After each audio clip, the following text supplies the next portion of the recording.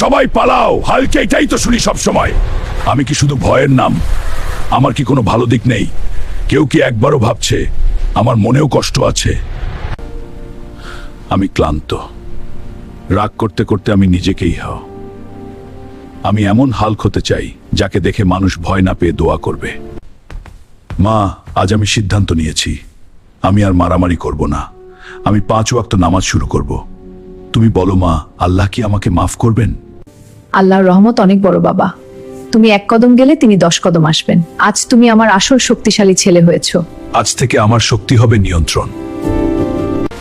ওইটা কি হাল্ক? ও নামাজ পড়তে এসেছে। হে আল্লাহ, আমাকে বদলে দিন, আমার রাগকে শান্তিতে পরিণত করুন। ধন্যবাদ আমাদের ভিডিও দেখার জন্য। আপনি যদি ফেসবুক থেকে দেখে থাকেন, পেজটা ফলো করে পাশে থাকবেন। আর যদি ইউটিউব থেকে দেখে থাকেন, চ্যানেলটা সাবস্ক্রাইব করে সঙ্গেই থাকবেন। ধন্যবাদ।